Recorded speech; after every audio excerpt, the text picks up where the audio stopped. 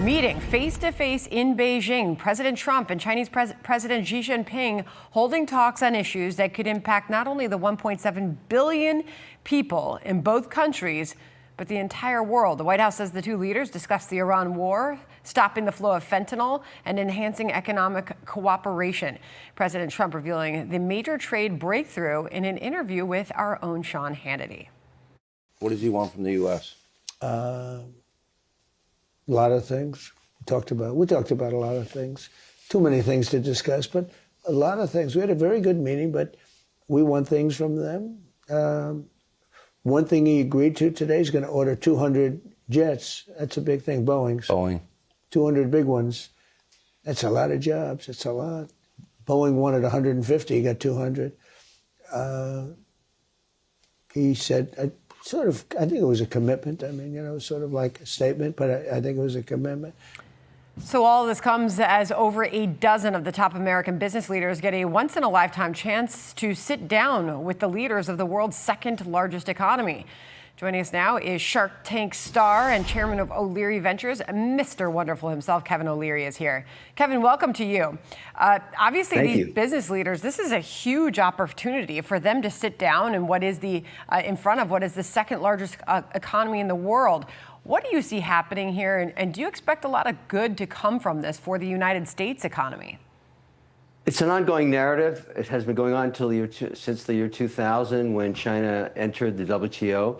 The problem is, and it's been documented so many times, they don't play by the rules. And so these companies who are doing business there are finding all kinds of problems, although they really want access to that massive market. There's no question about that. It's just their IP gets stolen all the time. They can't litigate when they have a dispute. There's no way to resolve it. The Chinese use the American courts to litigate their interests here and in the U.S., and many other things they do here. The TikTok story and now they're doing that again with other proxies. But we don't have the same rights in China. You can't use those courts. And so a lot of this discussion is to try and balance the playing field. And one would hope that could happen, but it never has. And so that's why Trump is using tariffs to trying to squeeze them into submission. We'll see what the next round looks like. I think that's fair. Here's the readout that we got from that BILAT meeting from the White House. President Trump had a good meeting, as they describe it, with President Xi. The two sides discussed ways to enhance economic cooperation between our two countries, including expanding market access for American businesses into China and increasing Chinese investment into our industries. Here's Secretary Bessent making the case this morning in a new interview for China to open up. Listen. There are plenty of things that the Chinese could invest in the U.S., and we're trying to push the same thing in the U.S. President Trump today told Xi Jinping that he wants to open up China, and China should open up. What does that look like to you, Kevin? You really want the big industries. Obviously, chip sales, NVIDIA's there. AI is a huge competitive industry now between China and the U.S. because the country with the best AI gets the best medicine, the best education, of course, the best defense. And we're worried about China. They want to beat us on AI, data center issues, all this stuff. Secondly, automotive's huge. China is starting to dump low-cost electrical vehicles all over the world. Access to the U.S. market they would like, that's an issue. And then, of course, commodities, rare earth. There's a plethora, a huge long list of issues between the two countries. And it would work just fine if China would basically play by the rules of the WTO, but they just don't want to, and they don't care. They play the long game.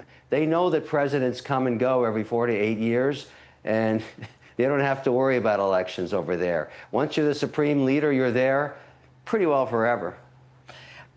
You mentioned NVIDIA and the CEO as one of the many CEOs that are traveling with President Trump there in China. This is Democrat Senator Chris Coons sharing concerns about that on Capitol Hill today. Listen here. I'm concerned that he's got Jensen Huang on this trip with him, the CEO of NVIDIA, because he intends to make a chips for beans deal where we will license even more advanced AI chips in exchange for a temporary benefit like a purchase of soybeans. You sharing any of those concerns, Kevin? I don't worry about the actual firmware stack. I would want every country to be using American chips so that the programmers there are held at bay by our technology. But that's not really what's going on right now. The Chinese are actually trying to develop this on their own. They are beating us in developing a larger electrical grid in China very, very, very quickly because they don't have any permitting problems. And the other area that people have been talking about directly concerning these chips is they have much more compute power.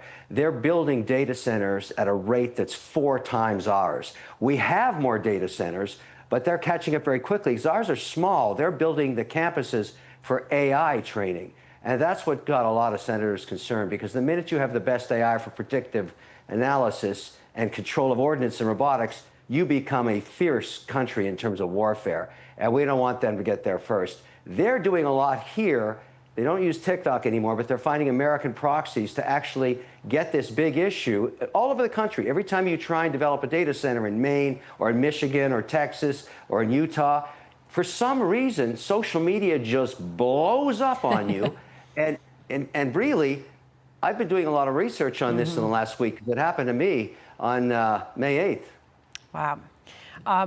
All really good points and a lot to think about there. And I was amazed at watching the video of all the CEOs and president, all the sodas that were being poured at that dinner last night, Coca-Cola, ginger ale, and more. Kevin, great to see you. Thank you very much for the discussion.